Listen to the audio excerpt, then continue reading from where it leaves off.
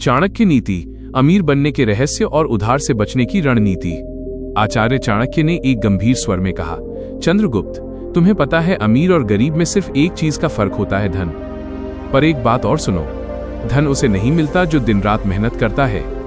धन उसे मिलता है जो जानता है कि मेहनत दूसरों से कैसे कराई जाती है। यानी धन हमेशा दिमाग वालों के पास जाता है, शारीरिक श्रम करने वालों के पास नहीं। शारीरिक श्रम से इंसान कभी अमीर नहीं बनता, उसके पास कभी पर्याप्त धन नहीं होता। ये बात तुम हमेशा याद रखना। पर्याप्त धन चाहिए, बहुत धन चाहिए तो अपनी मानसिक शक्ति को काम पर लगाओ।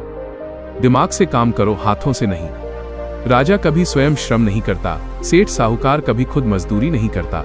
मजदूरी वो करते हैं जो सबसे ज्यादा मेहनत करते हैं, और सबसे ज्यादा गरीब भी वही रहते हैं। चंद्रगुप्त ने विनम्रता से पूछा, गुरुदेव, फिर अमीर बनने का असली रहस्य क्या है? फिर धनी हर कोई क्यों नहीं बन जाता?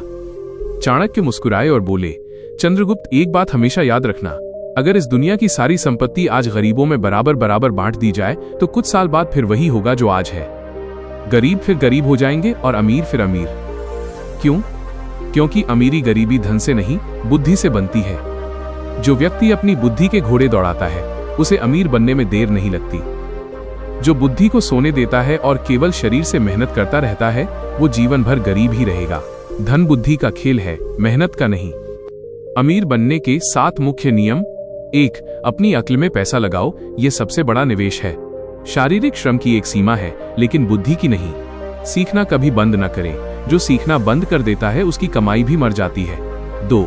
मौके अवसर पहचानना सीखो। अवसर कभी दरवाजा खटखटा कर नहीं आते, वे अक्सर मुसीबत या साधारण बातों के भेष में आते हैं। जितने ज्यादा अवसर आप पकड़ेंगे धन के उतने ही रास्ते खुलेंगे। 3. समय धन से भी कीमती है। पैसा खोकर कमाया जा सकता है, समय नहीं। दुनिया के अमीर लोग समय के अनुशासन से ही जीतते हैं। अपने 24 घंटे अपने लक्ष्य को समर्पित कर दो। 4. धन आने से पहले खुद को तैयार करो। धन कमाना सरल है, उसे रोकना कठिन। बिना संयम और नियंत्रण के धन टिकता नहीं है। अपनी आदतों और चरित्र को मजबूत बनाओ ताकि करोड़ों आने पर भी आपका विवेक बना रहे। 5. संगति सुधारो। आप उन 5 लोगों का औसत होते हैं जिनके साथ आप सबसे ज्यादा समय बिताते हैं। नकारात्मक लोगों को छोड़ो और उच्च चिंतन वाले, लक्ष्यनिष्ठ लोगों के साथ रहो। 6. मानसिक शक्ति का प्रयोग। केवल हाथों से काम करने वाला मजदूर रहता है, दिमाग से काम करने वाला मालिक बनता है। 7. लक्ष्य के प्रति अटूट निष्ठा। जब तक सांस है तब तक अपने सपने के लिए रुकना नहीं है। उधार मांगने वालों को न कहने की चाणक्य रणनीति। चाणक्य कहते हैं कि उधार दीमक की तरह है जो रिश्ते को खोखला कर देता है। यदि कोई आपसे उधार मांगने आए तो इन 5 तरीकों का उपयोग करें। तुरंत जवाब न दें, समय की ढाल। उसी वक्त हाँ या ना न कहें। कहें कि मेरा पैसा अलग अलग जगह लगा है, हिसाब देखकर कल बताऊंगा। ये 24 घंटे आपको सोचने का मौका देते हैं। ठोस सवाल पूछें। उनसे पूछें, आपका पैसा वापस करने का ठोस प्लान क्या है? पैसा कहाँ से आएगा? जो झूठ बोल रहा होगा वो गोलमोल जवाब देकर खुद ही पीछे हट जाएगा। सुरक्षा गारंटी मांगे। चाणक्य के अनुसार बिना बंधक के धन रेत में पानी की तरह है। कोई गारंटी या चेक मांगे। जिसकी नीयत साफ होगी वो मान जाएगा, ठग भाग जाएगा। कमी का भ्रम पैदा करें। कहें कि पैसा तो था पर अभी एफडी या निवेश में डाल दिया है, अभी निकालने पर भारी नुकसान होगा। कोई भी उधार मांगने वाला आपका नुकसान नहीं भरना चाहेगा। छोटा दान दे। अगर जरूरत सचमुच गंभीर बीमारी आदि है तो उतनी बड़ी रकम उधार न दें जिसे आप खोना नहीं चाहते। उसके बजाय एक छोटी रकम मदद के तौर पर दे दें और कहें कि इसे वापस करने की जरूरत नहीं है। इससे आपका बड़ा पैसा भी बचता है और रिश्ता भी। निष्कर्ष, चाणक्य की सीख है कि धन की रक्षा करना परिवार की रक्षा करना है। भावनाओं में बहकर अपनी मेहनत की कमाई न गंवाएं। बुद्धि से काम लें और ना कहना सीखें। वो गुप्त तिजोरी का रहस्य, चाणक्य नीति की एक अद्भुत कहानी। भाग 1। एक अमीर सेठ की वसीयत। संगीत, रहस्यमयी और गंभीर। पाटलिपुत्र के एक बहुत बड़े व्यापारी सेठ धनपाल की मृत्यु होने वाली थी। उसके पास अपार धन था, लेकिन उसके 3 बेटे थे जो दिन रात बस इस बात पर लड़ते थे कि पिता की संपत्ति में किसका हिस्सा ज्यादा होगा।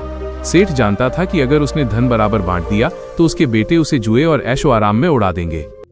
मरने से पहले सेठ ने चाणक्य को बुलाया और एक पत्र सौंपा। सेठ के मरते ही तीनों बेटे चाणक्य के पास पहुंचे। चाणक्य ने गंभीर स्वर में कहा, तुम्हारे पिता ने सारी संपत्ति एक गुप्त तहखाने में बंद कर दी है जिसकी 3 चाबियां हैं, लेकिन वो चाबियां तुम्हें तभी मिलेंगी जब तुम 3 अलग अलग परीक्षाओं से गुजरोगे। भाग 2। पहली परीक्षा - धैर्य और भूख। चाणक्य ने पहले बेटे को एक आलीशान महल में भेजा जहां 56 भोग सजे थे। शर्त यह थी कि उसे 24 घंटे तक उस खाने को बिना छुए बस देखते रहना है। पहले बेटे ने सोचा ये तो आसान है, लेकिन जैसे जैसे रात बीती खाने की खुशबू ने उसे पागल कर दिया। उसने सोचा चाणक्य यहाँ देखने थोड़े ही आ रहे हैं, और उसने खाना खा लिया। परिणाम, अगले दिन चाणक्य ने उसे खाली हाथ वापस भेज दिया। भाग 3, दूसरी परीक्षा माइनस लालच और दान। दूसरे बेटे को चाणक्य ने एक बाजार में बैठाया और उसे 1000 स्वर्ण मुद्राएं दी। शर्त थी शाम तक इस धन को दुगुना करके लाओ, लेकिन किसी को धोखा दिए बिना। दूसरा बेटा चतुर था। उसने सस्ते में अनाज खरीदा और ऊंचे दाम पर बेचा। शाम तक उसके पास 2000 मुद्राएं थीं, लेकिन रास्ते में उसे एक बूढ़ी औरत मिली जिसका घर जल गया था। उसने मदद मांगी, पर बेटे ने उसे धक्का दे दिया और कहा मेरा समय कीमती है। परिणाम, चाणक्य ने उसे भी चाबी देने से मना कर दिया। उन्होंने कहा जिस धन में दया नहीं वो धन टिकता नहीं। भाग 4, तीसरी परीक्षा माइनस बुद्धि और मेहनत।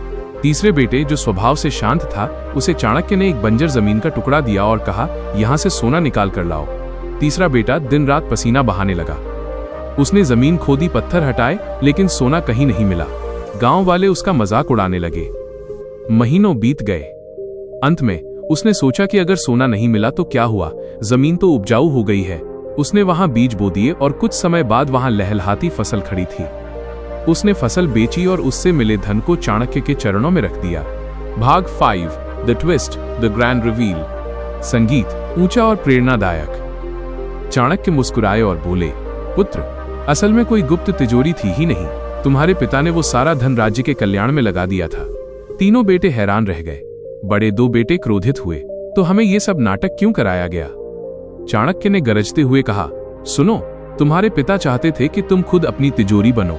पहले बेटे को सिखाया कि इंद्रियों पर नियंत्रण, सेल्फ कंट्रोल के बिना अमीर व्यक्ति भी भिखारी बन जाता है।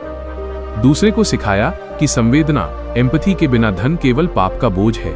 और तीसरे ने सीखा कि मेहनत और बुद्धि, हार्डवर्क और विजडम से बंजर जमीन से भी सोना फसल पैदा किया जा सकता है। चाणक्य ने तीसरे बेटे को मगध का राजकीय व्यापारी नियुक्त किया, जबकि बाकी दोनों को उसकी अधीनता में मजदूरी करनी पड़ी। दृश्य 1, मगध की सीमा पर एक झोपड़ी। एक बार मगध के एक छोटे से गांव में एक अत्यंत निर्धन ब्राह्मण रहता था। उसके पास न रहने को सही छत थी, न खाने को अन्न, लेकिन वो प्रतिदिन सुबह उठकर भगवान से प्रार्थना करता और जो भी थोड़ा बहुत मिलता उसमें खुश रहता। एक दिन उसे रास्ते में सोने की एक मुहर, सिक्का मिली। उसकी खुशी का ठिकाना न रहा। दृश्य 2, लालच और परीक्षा। उसने सोचा आज इस सिक्के से मैं अपने परिवार के लिए साल भर का राशन खरीद लूंगी, लेकिन तभी उसे रास्ते में एक मरणासन्न वृद्ध मिला जो भूख से तड़प रहा था। ब्राह्मण का मन पसीज गया। उसने वो सोने का सिक्का उस वृद्ध को दे दिया ताकि वो अपनी जान बचा सके। दृश्य 3, चाणक्य का प्रवेश। तभी पीछे से आचार्य चाणक्य अपने शिष्यों के साथ वहां से गुजरे। उन्होंने ये पूरा दृश्य देखा। चाणक्य ने ब्राह्मण को पास बुलाया और पूछा, तुमने अपनी गरीबी को जानते हुए भी वो कीमती सिक्का क्यों दान कर दिया? क्या तुम्हें डर नहीं लगा कि कल तुम फिर भूखे रहोगे? ब्राह्मण ने विनम्रता से कहा, आचार्य, कर्म ही सबसे बड़ा धन है। आज मैंने एक जान बचाई, शायद यही मेरी सबसे बड़ी कमाई है। दृश्य 4, the twist, the twist. Chanakya मुस्कुराए, लेकिन उनका स्वर गंभीर हो गया। उन्होंने कहा, तुम्हारी दया महान है, लेकिन तुम्हारी बुद्धि कमजोर है। तुमने एक भूखे को सोने का सिक्का दिया। वो वृद्ध उस सिक्के को लेकर जैसे ही बाजार जाएगा, लोग उसे चोर समझेंगे, क्योंकि एक भिखारी के पास सोने का सिक्का कहां से आया? या तो वो पकड़ा जाएगा या कोई उसे मारकर सिक्का छीन लेगा।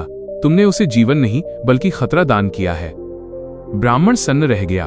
उसे अपनी गलती का एहसास हुआ। दृश्य 5, चाणक्य की सीख। चाणक्य ने उसे समझाते हुए कहा, याद रखो, चंद्रगुप्त, शिष्यों की ओर देखते हुए, विवेकहीन दान और योजनाहीन पुरुषार्थ दोनों ही व्यर्थ हैं।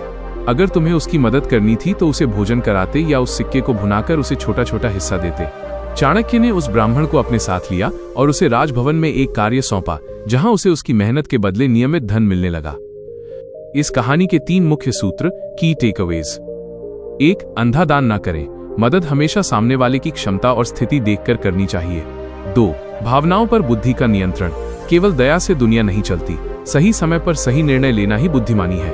3, मछली मत दो, मछली पकड़ना सिखाओ। किसी को एक दिन का भोजन देना अच्छा है, लेकिन उसे काम देना महान है, ताकि वो जीवन भर खा सके।